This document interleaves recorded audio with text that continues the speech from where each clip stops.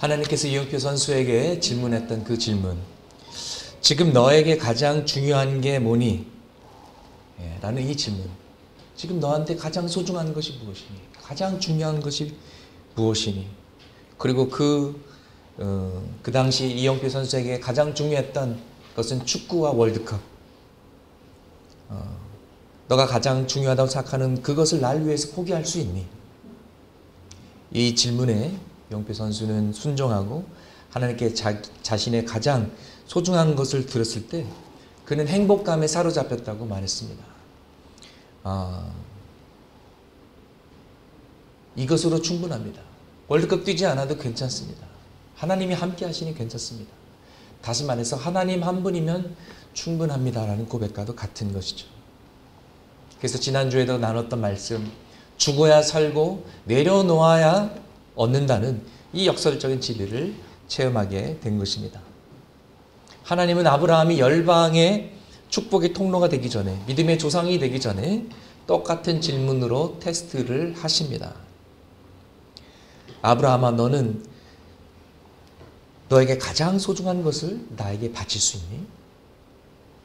100세가 되어서 얻은 그 귀한 아들을 나를 위해 희생할 수 있니? 창세기 22장 2절을 보면 하나님은 그냥 아들을 줄 수 있니? 라고 묻지 않고 구체적으로 이렇게 부르십니다. 너의 아들, 네가 사랑하는 외아들 이삭을 데리고 모리아 땅으로 가거라. 내가 너에게 일러주는 산에서 그를 번제물로 바쳐라. 그냥 아들도 아니고 하나님 만나서도 25년 기다렸던 아들, 100세 넘어서 한평생 기다렸던 그 아들, 하나밖에 없는 아들, 외아들. 아브라함이 이 이삭을 얼마나 사랑했는지 하나님은 아셨습니다.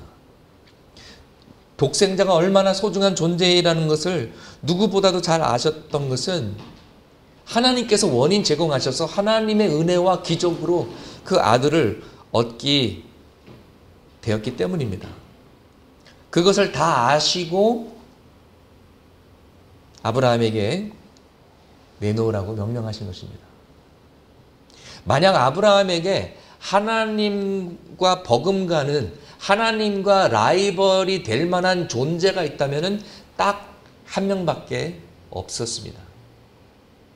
그의 사랑하는 아내, 아름다운 아내 사라가 아니었습니다. 이집트에 내려갔을 때 아브라함이 치사하게 자기 목숨 구하려고 바오로에게 내 여동생입니다라고 거짓말했잖아요. 그런데 아들 이삭은 경우가 다릅니다. 정말 자기 목숨을 내놓고서라도 아브라함이 살리고 싶은 사람 한 사람이 있다면 그 사람은 바로 그의 외아들 이삭이었을 것입니다. 자기 생명보다도 더 소중한 존재였습니다. 유일하게 하나님과 맞먹는 존재, 아니 때로는 하나님보다 더 사랑했을지도 모르는 그런 존재였습니다. 이렇게 그에게 이삭이라는 아들은 아브라함에게 우상이 될 수 있기 때문에 하나님은 그 우상을 내려놓으라고 하신 것입니다. 아브라함은 이 테스트를 잘 이겨냅니다. 그리고 하나님은 지금까지 하시지 않았던 말씀을 처음으로 하십니다. 지금까지는 너의 후손이 정말 하늘의 별처럼 많을 것이다. 바닷가의 모래처럼 많을 것이다. 이런 말씀은 계속 반복해서 말씀하실 수 있는데, 근데 이 말씀은 처음으로 하시는데, 네가 나에게 복종하였으니 세상 모든 민족이 내 자손의 덕을 입어서 복을 받게 될 것이다. 처음으로 말씀하세요. 아브라함의 순종으로 아브라함은 구원의 통로, 축복의 통로가 된 것입니다. 오늘 우리는 우리 마음의 정곡을 찌르는 하나님의 음성을 듣기를 소망합니다. 쉐마오 이스라엘, 너는 너의 마음을 다하고 뜻을 다하고 힘을 다하여 주 여호와 하나님을 사랑하라. 우리에게 가장 소중한 향유옥합을 깨뜨려 주님께 예배하길 원합니다. 우리에게 가장 소중한 그 무엇이라도 예수님을 위해서라면 포기할 수 있게 되기를 소망합니다. 여러분, 모든 문제의 핵심은 바로 마음의 문제입니다. 중심의 문제입니다. 우리의 마음이 어디를 향하고 있는가? 우리의 생각은 무엇으로 가득 차 있는가? 우리가 무엇을 걱정하고 무엇을 묵상하는가? 우리의 관심이 무엇이며 우리의 심장을 뛰게 하고 우리의 마음을 흥분시키는 것이 과연 무엇인가? 우리가 추수감사주의를 지낸 지 얼마 되지 않았습니다. 사랑의 원자탄이라고 불리는 손양원 목사님의 감사 생활이 기억이 났습니다. 손 목사님은 감사가 몸에 배었던 분입니다. 그 중에서도 가장 충격적인 것은 그분이 여수 순천 사건 때 공산당 청년에게 두 아들을 잃은 후에 했던 10가지 감사 제목입니다. 애양원에 가면 손 목사님 유품이 보관되어 있는데 그 중 하나 그냥 평범하게 보이는 흰 봉투가 하나 있습니다. 근데 그 봉투는 두 아들을 잃고 장례식을 마치고 하나님께 드렸던 감사 헌금 봉투입니다. 그리고 그 봉투에 이렇게 쓰여져 있습니다. 두 아들의 순교를 감사하며 1만 원 손양원이라고 적혀 있습니다. 지금 우리한테 1만 원 그러면 별로 감동이 오지 않는데요. 여러분 그 당시에 손 목사님의 한 달 사례비가 80원이었어요. 80원인데 1만 원을 감사헌금을 한 거예요. 이거는요, 손양원 목사님의 전 재산을 하나님께 바친 거예요. 그리고 손양원 목사님은 이렇게 기도하셨습니다. 하나님 뜻이 계셔서 제 두 아들을 불러 가신 것으로 믿고 감사합니다. 하나님 제 두 아들을 죽인 사람 그의 생명을 보존해 주십시오. 제가 전도하겠습니다. 그가 그대로 지옥에 가서는 안 됩니다. 하나님 저에게 그를 사랑할 수 있는 마음을 주옵소서. 두 아들의 장례식장에서 손양호 목사님이 하신 인사 말씀입니다. 제가 이 시간에 무슨 답사를 하고 무슨 인사를 하겠습니까마는 그래도 하나님 앞에 감사하는 마음이 있어서 몇 말씀 드립니다. 그러면서 10가지 감사를 하시는데요. 첫째, 나 같은 죄인의 혈통에서 순교의 자식들이 나오게 하셨으니 하나님 감사합니다. 둘째, 허다한 많은 성도들 중에 어찌 이런 보배들을 주께서 하필 내게 맡겨주셨는지 그 점 또한 주님 감사합니다. 셋째, 삼남 삼녀 중에서도 가장 아름다운 두 아들 장자와 차자를 바치게 된 나의 축복을 하나님 감사합니다. 넷째, 한 아들의 순교도 귀하다 하거늘 하물며 두 아들의 순교라니요 하나님 감사합니다. 다섯째, 예수 믿다가 누워 죽는 것도 큰 복이라 하거늘 하물며 전도하다 총살 순교 당함이라니요 하나님 감사합니다. 여섯째, 미국 유학 가려고 준비하던 내 아들 미국보다 더 좋은 천국에 갔으니 내 마음이 안심되어 하나님 감사합니다. 일곱째, 나의 사랑하는 두 아들을 총살한 원수를 회개시켜 내 아들 삼고자 하는 사랑의 마음을 주신 하나님 감사합니다. 여덟째, 내 두 아들의 순교로 말미암아 무수한 천국의 아들들이 생길 것이 믿어지니 우리 하나님 감사합니다.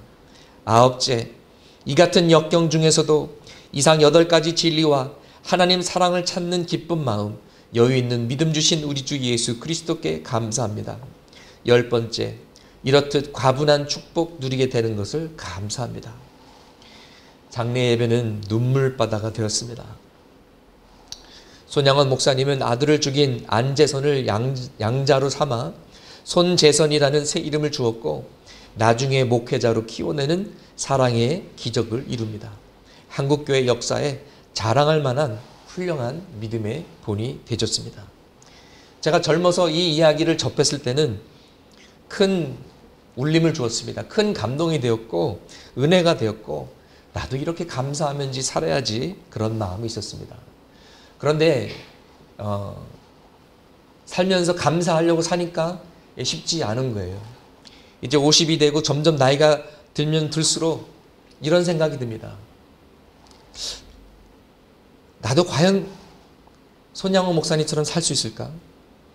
왜냐하면 지금 충분히 감사할 수 있는 일상에서도 감사가 부족한데 정말 감사할 수 없는 상황이 나에게 닥쳐왔을 때 내가 정말 감사할 수 있을까?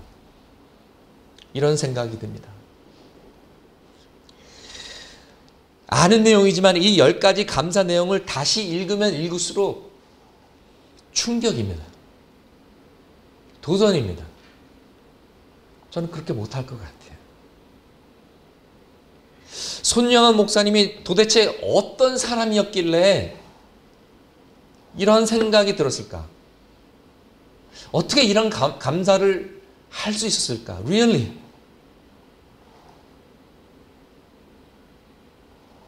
결국 마음 상태의 문제라고 생각합니다.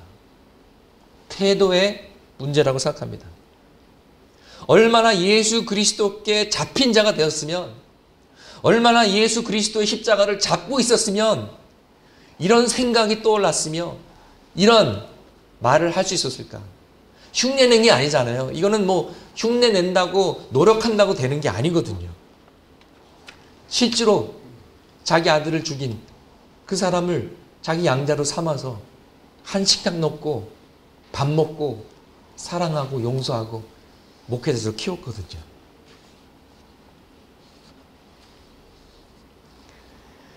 손양호 목사님은 아마도 이런 생각을 가지고 사셨던 것 같습니다.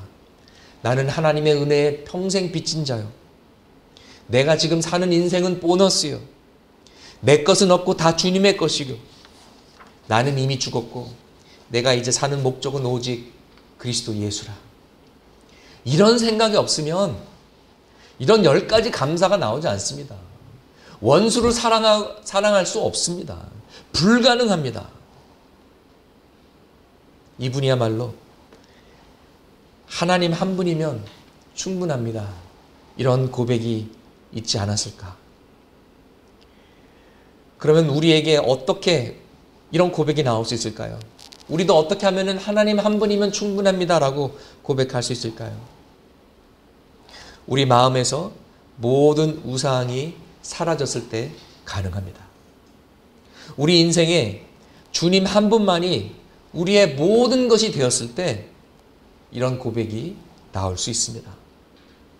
오늘 본문은 성경에서 가장 슬픈 이야기 중 하나입니다. 왜냐하면 본문에 등장하는 사람은 마태복음에 의하면 젊은 청년이었습니다. 부자였습니다. 하나님을 몰랐던 것이 아니었습니다. 하나님을 따르려고 노력했던 사람이었습니다. 영적인 것에 관심이 있었던 사람이었습니다.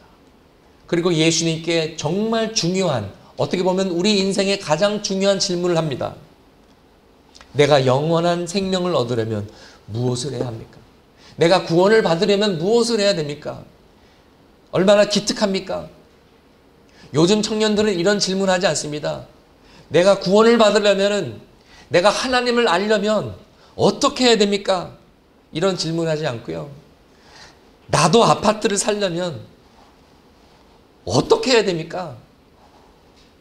영끌해도 안 되는데 내가 무슨 짓을 해야 됩니까? 내가 성공을 하려면 무엇을 해야 합니까?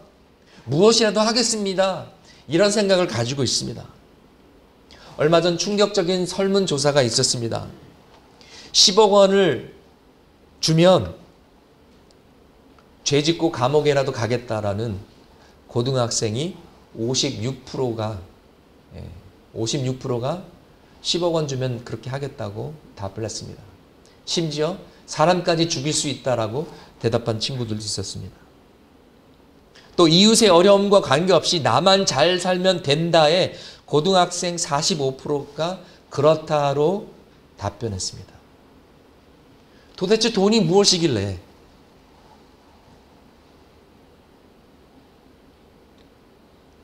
그런데 이 젊은 청년은 적어도 하나님에 대한 생각을 하고 있지 않습니까? 구원이라는 중요한 질문을 하고 있지 않습니까? 그런데 너무나 안타까운 것은 뚜껑을 열고 보니 그도 돈의 노예였습니다. 그에게도 돈이 그의 우상이었습니다. 그리고 그는 자신이 신앙생활을 잘하고 있다는 착각 속에 빠져 있었습니다. 이것이 안타까운 거예요. 그리고 끝까지 읽어보면은 굉장히 구원에 가까이 있는 친구로 보였는데 결국 하나님의 구원의 백성에 포함되지 못하는 것을 볼 수가 있습니다. 여러분, 우리가 아는 사람들 중에 창일교회 과거에 5년, 10년 나왔다가 이제는 아무 교회도 안 가는 사람들 보면은 얼마나 가슴이 아픕니까?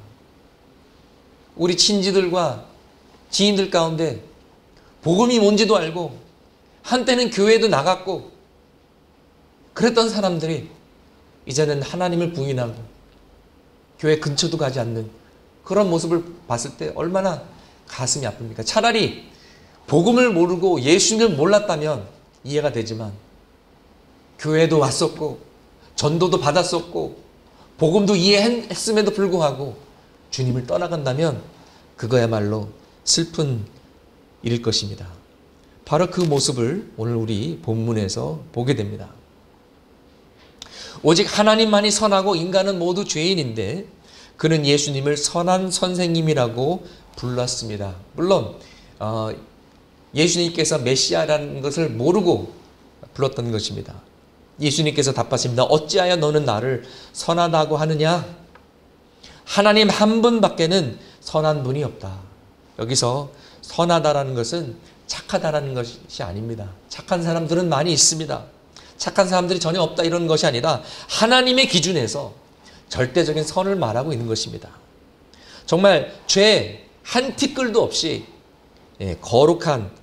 거룩하심을 말하는 것입니다. 우리가 너무나 잘 알고 있는 로마서 3장 10절과 23절 말씀 함께 읽어보시겠습니다. 기록된 바 의인은 없나니 하나도 없으며 모든 사람이 죄를 범하였음에 하나님의 영광에 이르지 못하더니 누구를 막론하고 인간은 다 죄인인 것입니다. 이 청년이 보기에 예수님께서 병자들을 고치시고 하나님 말씀을 가르치고 자기의 보기에 저분은 선하시다라고 판단한 것입니다. 그리고 자신도 하나님의 법을 따르며 착하게 살려고 노력했기 때문에 나도 선하고 저분도 선하고 우리 같은 과다라고 판단한 것 같습니다. 예수님께서 하나님 한 분만 선하다는 말씀은 인간은 모두 죄인이라는 말씀입니다. 누구든지 누구를 막론하고 회개가 필요하며 구세주가 필요하며 하나님의 은혜와 자비가 필요하다라는 것입니다. 그래서 그것을 더 명백하게 하기 위해서 더 분명하게 하기 위해서 십계명이란 카드를 뽑으십니다. 율법의 613개 규칙까지 갈 거 없이 이 10개만 들어도 벌써 두세 개 우리 걸립니다. 양심에 찔림이 옵니다. 맞습니다. 나는 죄인입니다. 인정하게 됩니다. 우리는 우리 스스로를 구원할 수 없는 죄인임을 깨닫게 되는 것이죠. 그런 의미로 19절 말씀을 하신 것입니다. 인간은 선하지 않다. 예수님은 선하지만 인간은 죄인이다. 그런데 이 젊은 청년의 대답은 반전입니다. 나는 회개할 것이 없습니다. 저는 그 십계명, 그 율법, 저는 어려서부터 다 잘 지켰습니다. 헐, 정말? 이 청년이 그러는 거예요. 저는 선합니다. 저는 회개할 것이 없습니다.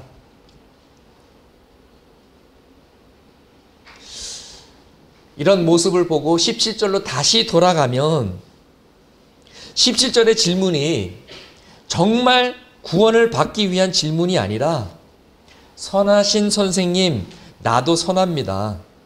나같이 살면 당연히 구원받는 거 맞죠? 저는 어려서부터 교회 잘 나갔고요. 나쁜 짓 하나도 안 했습니다. 십계명도 다 지켰습니다. 칭찬해 주세요. 결국 자기 자신을 자랑하려고 했던 질문이 아니었는가? 예수님, 저 잘났죠? 저 지금 잘하고 있죠? 그런데 이 청년의 진짜 모습을, 이 내면의 모습을 예수님께서 모르실 리 없습니다. 그런데도 야단치지 않으시고 사랑해 주셨습니다. 정말 이 청년에게 필요한 것이 무엇인지를 친절하게 알려주십니다. 21절 보세요. 예수께서 그를 눈여겨보시고 사랑스럽게 여기셨다. 그리고 그에게 말씀하셨다. 너에게는 한 가지 부족한 것이 있다. 십계명을 다 지켰다고 하니까 야단치지 않으셨어요. 그래?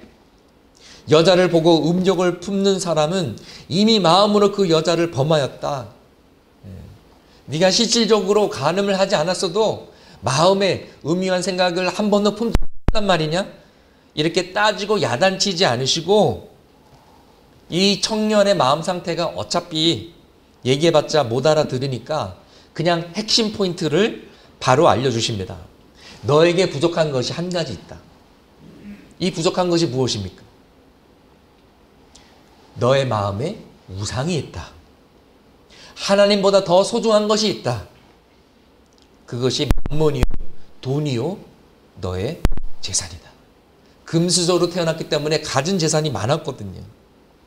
그렇기 때문에 그 우상에서 벗어나오려면 그 우상을 깨트려야 되는데 가장 확실하게 또 그 우상을 가장 멋있게 깨트리는 방법은 가난한 사람들에게 모두 기부하는 것입니다.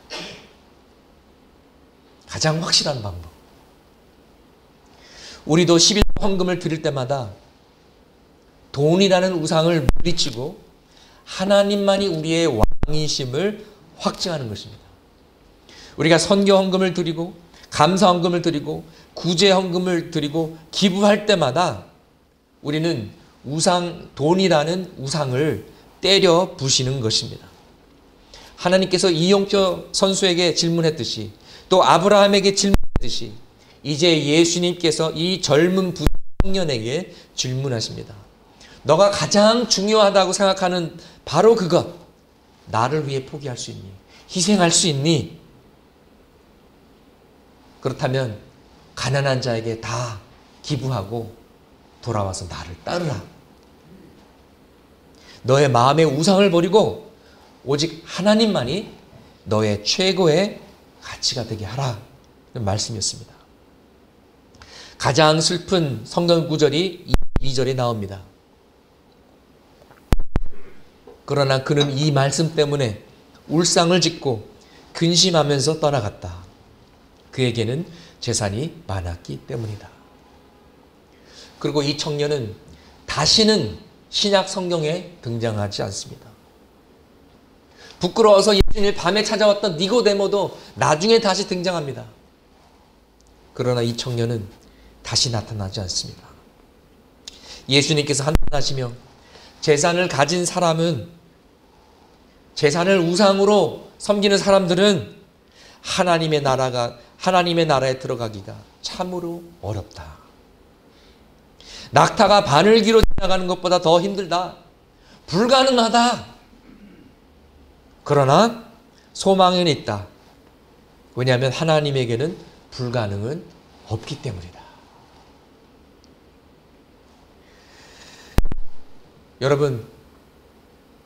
여러분이나 저나 구원받는 것은 사실 기적입니다.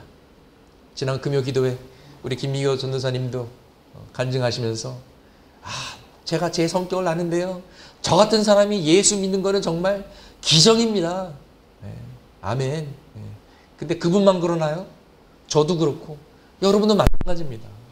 우리가 우리 성깔에 우리 고집에 우리가 예수님 믿는다는 것은 하나님의 은혜이자 놀라운 축복인 줄 믿습니다. 성경에 보면은 부자들도 예수님을 믿은 케이스들이 있습니다. 불가능한 거예요. 부자가 예수 믿는 것은, 부자가 하나님 나라에 들어가는 것은 낙타가 바늘귀에 들어가는 것보다 더 말씀하셨는데 그런 일들이 있었던 거예요. 니고데모나 아리마대 요셉은 부자였습니다. 산헤드린 공회의원이라는 사회적 지위도 있었습니다. 공개적으로 예수님을 따르기에는 힘든 상황이었습니다. 그러나 결국 그들은 공개적으로 예수님을 따릅니다. 바나바도 부자였습니다. 그러나 그의 재산은 그의 우상이 아니었습니다. 사도들에게 아낌없이 갖다 바쳤습니다. 그 모습이 너무나 멋있어서, 너무나 쿨해서 사도행전 5장에 아나니아와 삽비라는 부부가 흉내를 냅니다. 야, 너무 멋있다. 우리도 교회 사람들한테 인정받고 싶고 박수 받고 싶다. 그런데 문제는 이들이 하나님을 사랑했는데 돈도 사랑했어요. 하나님을 사랑하지 않은 게 아니에요. 하나님을 사랑했기 때문에 이런 생각이 든 거예요. 우리도 좀 멋있게 헌금하자, 헌신하자. 그런데 막상 헌금하자니까 또 아까운 거예요. 하나님도 사랑하고 돈도 사랑하고. 여러분, 우리가 왜 죄를 짓습니까? 하나님을 사랑하는데 왜 죄를 짓습니까? 하나님도 사랑하고 죄도 사랑하기 때문에. 그렇기 때문에 갈등하는 거죠. 우리가 100% 온전히 십자가에 못 박혀 죽지 않았기 때문에 갈등하는 것입니다. 방황하는 것입니다. 그래서 아나니와 삽비라는 결국 돈이라는 우상에 넘어집니다. 전부 드리지 않으면서 전부 드리는 척 했습니다. 거짓말 했습니다. 아니, 조금 떼어놓고 나머지 드려도 상관없어요. 아니, 11조만 해도 괜찮아요. 자기 마음이거든요. 그런데 다 드리지 않으면서 다 드리는 척 했다라는 것입니다. 인정받고 싶고 박수는 받고 싶은데 정작 다 드리려니까 너무 아까운 거예요. 젊은 청년처럼 칭찬은 받고 싶어요. 그런데 돈을 다 드리려니까. 그러나 in every generation, 모든 세대마다, 모든 시대마다 모든 것을 버리고 예수님을 따른 자들이 있었습니다. 우리 오늘 본문 바로 다음 구절 마가복음 10장 28절 함께 읽어보시겠습니다. 베드로가 예수께 말씀드렸다. 보십시오. 우리는 모든 것을 버리고 선생님을 따라왔습니다. 베드로와 제자들의 헌신이 있었기 때문에 초대교회가 세워졌습니다. 또 지난 2000년 동안에 많은 분들의 희생이 있었기 때문에 복음이 열방에 전파된 것입니다. 우리나라도 우리 민족도 130여 년 전에는 예수 그리스도를 몰랐습니다. 복음이 뭔지 몰랐습니다. 그때 미국에서 영국에서 호주에서 파란 눈을 가진 금발머리의 선교사들이 와서 이 땅에서 아들을 묻고 남편을 묻으면서까지 포기하지 않고 우리 민족을 사랑해줬고 복음을 전해줘서 그래서 우리 나라에 교회가 세워지게 된 것입니다. 선교사들의 피가 있었고 희생이 있었기 때문에 가능했던 것입니다. 여러분, 선교 역사를 보면은요, 정말 100여 년 전만 해도 정말 살기 힘들었습니다. 막 사람들 막 이가 막 드글드글 했었고요.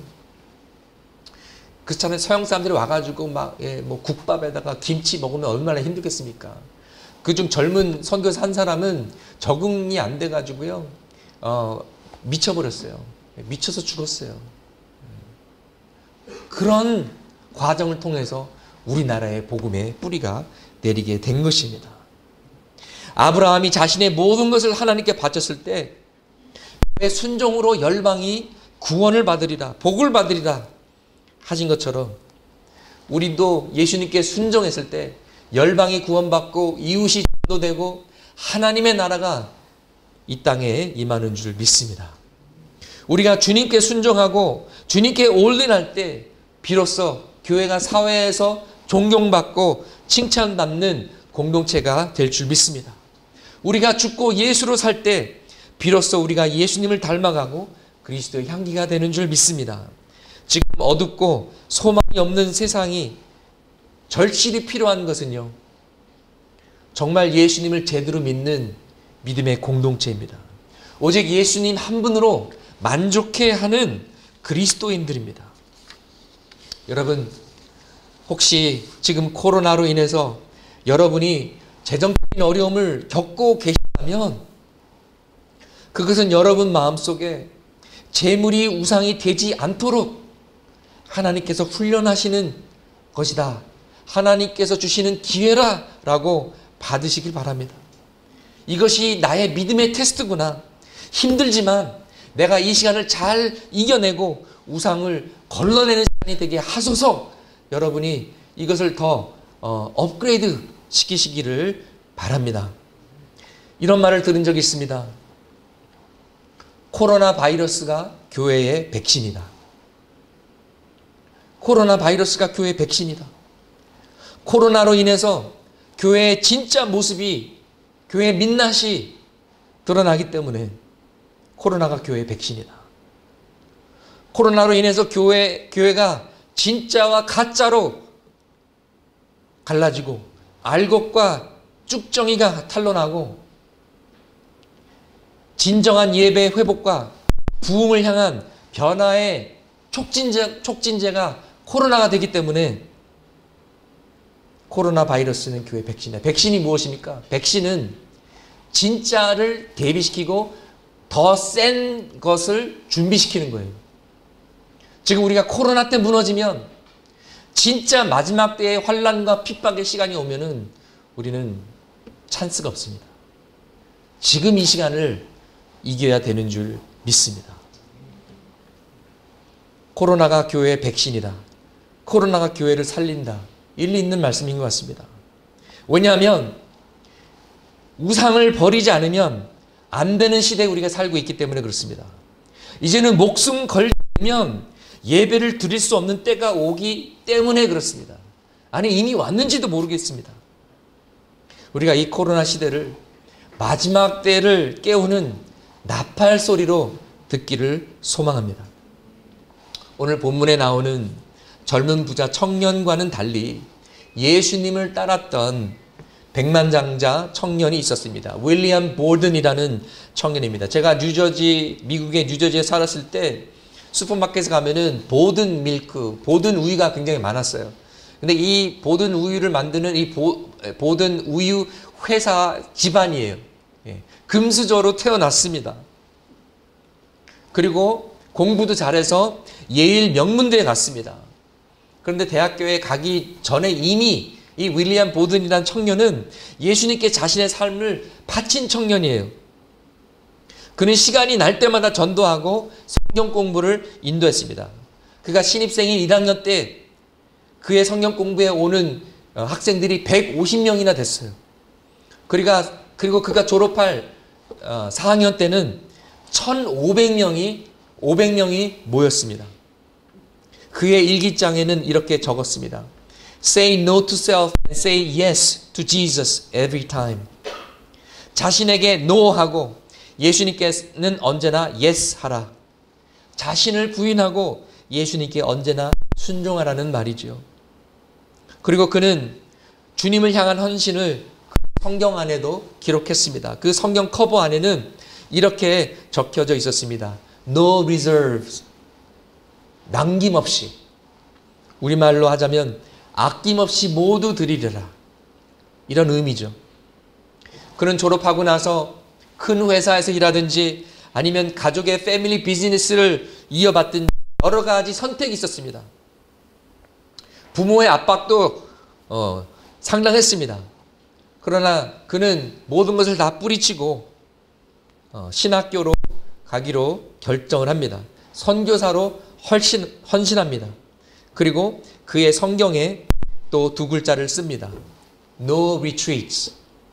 후퇴는 없다.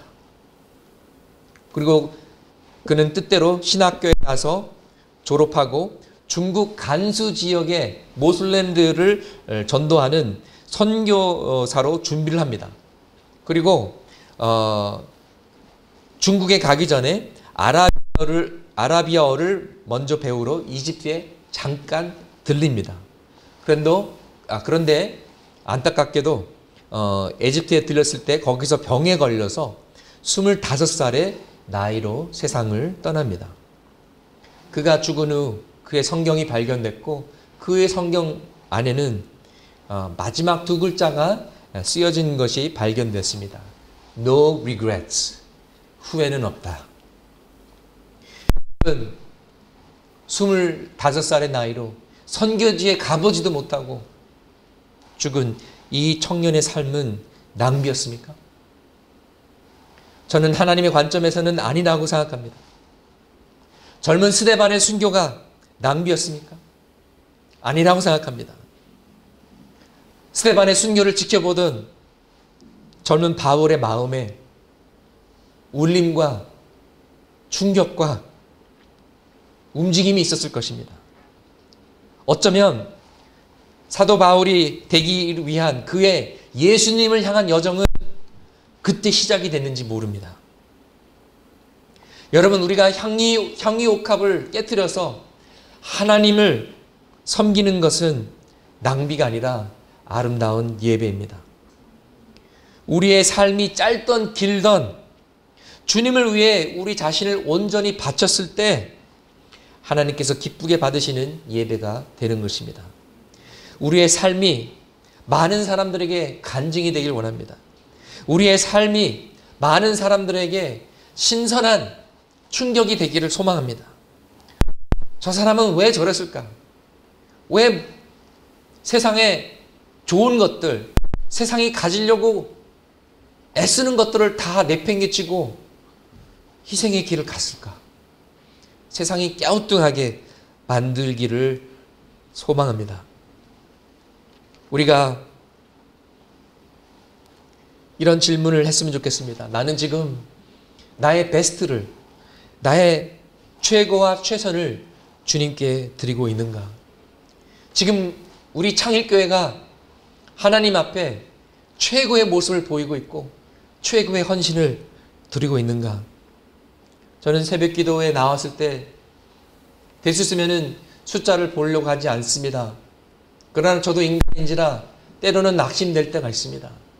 그때마다 지금 이것이 우리 창일교회가 할 수 있는 최고의 헌신인가? 우리의 최고의 모습인가? 아니라고 생각합니다. 저는 창일교회의 가능성을 믿기 때문입니다. 많은 분들이 말씀해 주십니다. 옛날에는 오고 가면서 교회 들려서 기도했고 어느 때나 들려도 항상 기도하는 사람이 있었다고. 여러분, 부흥의 이야기는 과거형이 돼서는 안 됩니다. 라떼는 말이야 내가 왕년에 이야기하는 것과 마찬가지입니다. 현재 진행형이 되어야 됩니다.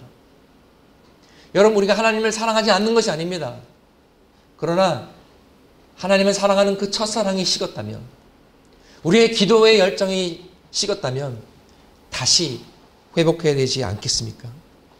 나는 나의 최선을 다해 나의 시간과 헌신과 헌금과 섬김과 은사를 사용하고 있는가? 정말 지금 이대로 괜찮은가? 지금 이대로 주님 앞에 가서 심판대 앞에 서도 난 괜찮은가?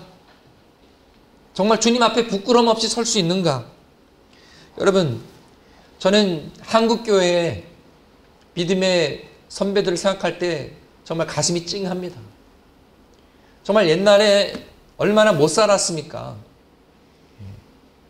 옛날에는요, 옛날 목사님들이 진국이 많은 이유 중에 하나가 옛날에는 목사들이 가난했거든요. 그렇기 때문에 그럼에도 불구하고 목사가 되겠다는 분들은 99% 진짜였어요. 그럼 교인들도 뭐 가난하니까 목사님 사례비도 못 드리고 집에서 그냥 달걀 같은 거 갖다 드리고, 좀 쌀 들어오면은 또 성미 바친다고 또 10분의 1 해가지고 또 11조로 또 바치고. 그때는 헌금 드릴 것도 많지 않았는데 그래도 빳빳한 돈으로 골라서 헌금 드리고, 아닌 경우에는 아예 종이돈을 물에다 씻어가지고 빨아서 다리미로 빳빳하게 데려서 들었던 것을 생각하면 정말 가슴이 찡합니다. 비록 그렇게 해서 2,000원, 3,000원 드렸어도 그들이 바쳤던 헌신과 예배는 200만 원, 300만 원의 헌금이요 예배였다고 생각합니다. 여러분, 여러분이 예수님을 사랑하셨습니다. 과거형이 되면 안 됩니다. 현재형이 되어야 됩니다. 현재 진행형이 되어야 됩니다. 여러분, 주님 한 분만으로 충분합니다라고 고백할 수 있습니까? 그렇게 되어야 됩니다. 적용 포인트를 말씀드리겠습니다. 여러분, 첫 열매를 주님께 드리십시오. 여러분의 삶의 첫 열매를 드리십시오. 아침에 눈 뜨면 그 시간을 주님께 드리십시오. 새벽 기도에 나올 수 없으면은, 저는 새벽 기도가 첫 열매라고 생각하는데요. 그렇게 못하시면은 그냥 방에서 제단을 쌓으십시오. 하루를 기도로 시작하고 기도로 마무리하십시오. 말씀을 열고 말씀으로 닫으십시오. 그리고 일주일의 첫 열매, 첫날, 주일 성수를 지키십시오. 금요 기도에 매번 못 나오면 첫 열매를 드리십시오. 첫 번째 금요일에 나오시든지 뭐 마지막 금요일에 나오시든지 두 번째 금요일에 나오시든지 한 달에 한 번이라도 나오세요. 제 아내는 어려서부터 좋은 습관을 가지고 있었습니다. 새 옷을 사면요, 새 드레스를 사면은요, 새 구두를 사면요, 입지 않고 기다렸다가 주일날 교회 갈 때 입고 와요. 새 옷은 항상 주일날 데뷔합니다. 저도 그걸 본받아서 저도 넥타이 선물 받으면은 언제 처음 맬까요? 주일날. 제가 넥타이 선물 달라고 하는 거 아닙니다. 크리스마스가 다가오는 굉장히 불안해요. 저 넥타이 엄청 많아요. 절대로 사주지 마세요. 예. 곤란합니다. 사주셨는데 안 매기도 그렇고 스타일은 나한테 안 맞고, 예, 그러면 곤란해요. 예. 첫 열매, 첫사랑. 주님은 나의 1순위입니다. 이런 것이죠. 우리 마지막 노래 한 곡 듣고 메시지를 마무리하려고 합니다. Give me Jesus라는 곡이 있는데요. 한국말로 번역하면 아침에 내가 일어났을 때, 아침에 내가 일어났을 때 Give me Jesus, 예수님을 주세요. 예수님을 주세요. 이 세상을 다 가져가도 좋아요. 하지만 예수님만큼은 저에게 주세요. 그리고 내가 혼자일 때 예수님을 주세요. 그리고 내가 죽게 되었을 때 Give me Jesus, 예수님을 주세요. 함께 들어보시겠습니다.